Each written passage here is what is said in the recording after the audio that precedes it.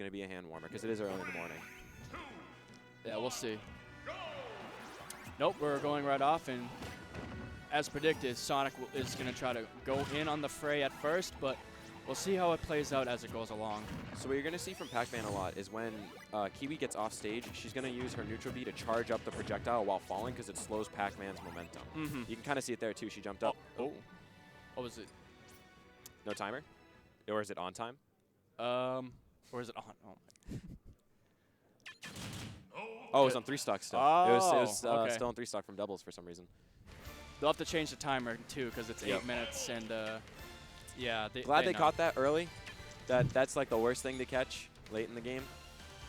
So, sure, not too much information given out, but it's a real killer. It's a real bummer to have to quit out because you get psyched and then it's like, darn, yeah. So we're gonna hop right back in again.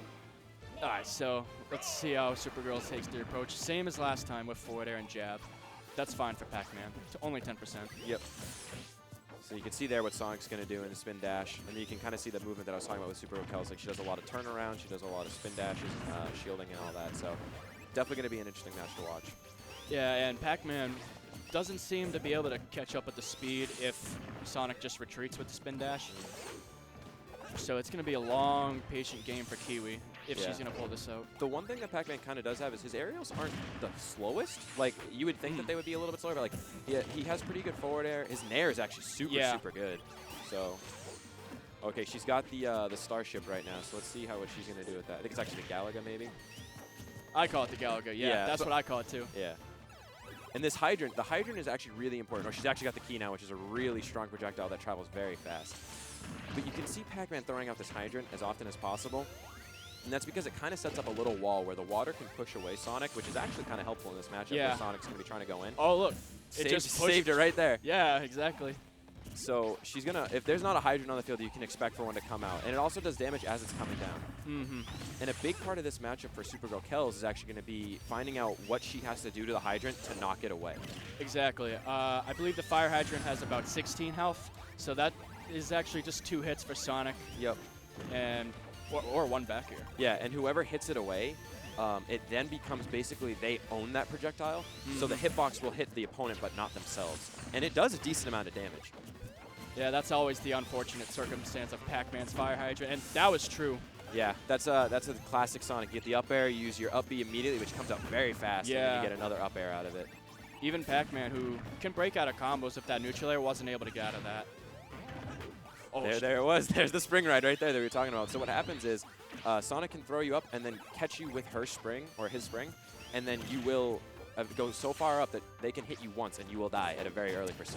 Yeah, and you won't expect it. And it's one of those things that they can just do, and it's like pulling a trigger. And if you're not ready for it, you can get caught, and it can be really bad for you. So Sonic's definitely making good use of Battlefield, and it's like Pac-Man's not able to get her setups. Yeah, if you've been noticing, Kiwi hasn't really been able to get many items. Like, she's only gotten, I believe, a key and like 1 apple that she's been able to actually throw at Sonic. Yeah. That up B is also a really good thing because it comes out so fast, and the spring can break you out of like a bad situation and kind of reset neutral because you both bounce off of it. Yeah, but Sonic can just punish the spin dash. Exactly. So she's trying to get her item up now. She's got the Galaga ship currently. Yeah. Now she's got the key. She can't really do much else. She has to find her right item and. Ooh, the spring gonna try and get the Gimp. Oh, and the forward smash. Really good knowledge from SuperGirlKels there. She knew that Pac-Man does have a little bit of a window before he'll snap to the ledge on his side B there. That didn't even look like the frame two. No, I don't even think it was a 2-frame. Yeah, I think she just didn't get the ledge. What I think actually might have happened is the side B where you draw the line. I think she might have stopped the line a little bit too early. Yeah. So there was a moment where she was flying off of the line to grab the ledge, and in that moment was when she hit the forward smash.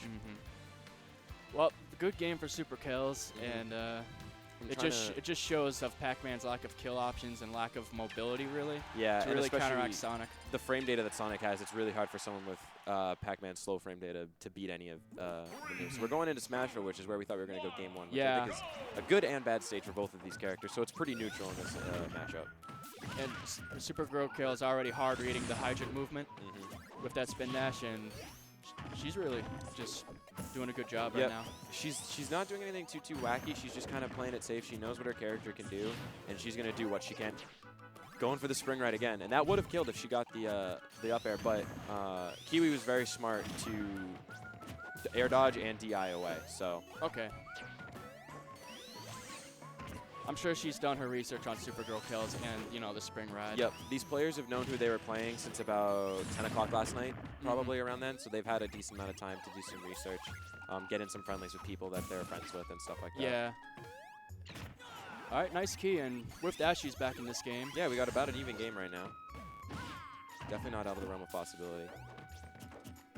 And if she can get a lead, we got to see what she's going to do with the lead. Ooh, the hydrant nice. Breaking up the forward throw. Interesting. Or the up throw.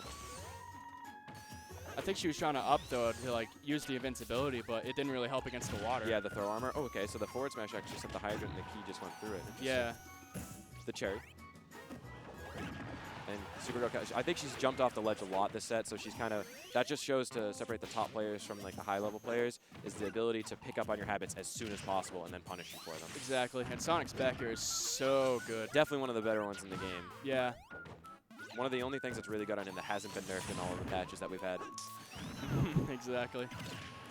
Ooh, ducking underneath that hydrant. And we're going to have maybe a little bit of a repeat from game one, and Pac-Man's going to have a difficult time actually connecting the kill.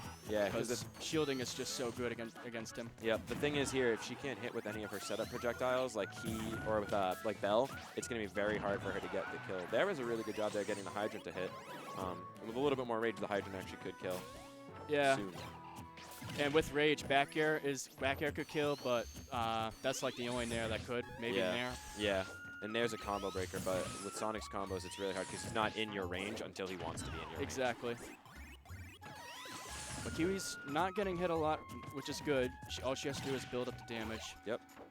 There's the Bell. Now Bell has a stun on it that's pretty decently lanked. Probably about the same as a full charge Zero Suit Paralyzer. Some Back very air good takes pressure. Not the best DI coming out from SuperGirlKels, but so with that, Kiwi's actually right back in this game, only at 33% down. Kiwi had a lot of good traps there, both the fire hydrant and the Bell. I think and then covered the roll option. I think SuperGirlKels kind of just let Kiwi set up, which is something you don't want to let Pac-Man ever do. If he gets his setups and everything's all good, and he creates this little fortress with his hydrant, it's gonna be pretty hard to get in, even for Sonic. Yeah, it definitely helps that the open space allows Pac-Man to just get over there. Yeah, interesting up air coming out like right before he hits the ground. That's going to be a pretty key hit right there. No pun intended. Oh. So the other thing that you can kind of see SuperGirlKels or Kiwi doing is right there with the soft hit. Ooh, nice catch from Kels. She now has the key, which is kind of scary. Oh, man. Oh, and she gets the hit. Oh, man. But when Kiwi hits the hydrant with a lighter hit, like a jab or a soft hit back air, the hydrant moves slower. So it kind of creates like this little wall that bounces across the stage, which can be very devastating because I believe the knockback is still the same. I'm going to catch that tournament winner, which is when you jump from the ledge. Yeah. With another back air. And that was a 2-frame. That was the 2-frame. What we were talking about with the 2-frame, for anyone that isn't as knowledgeable on it, is that when you're coming from below the ledge with a recovery move, there is 2 frames, which is a 30th of a second, where your character is vulnerable and you can get hit by certain moves that will hit below the ledge. And that's if you come from the ledge on almost any character, and some characters have really good moves at catching that 2-frame, like Sonic's forward smash where he winds up his fist and then just throws it down. Exactly, and using a lingering hitbox such as that forward smash is a very good way to hit the 2-frame. Because it's just so much easier to get it. It's a 30th of a second, so if you can throw out something that'll cover that 30th of a second for longer, so it's not as a tight window on you. Yeah. So that's where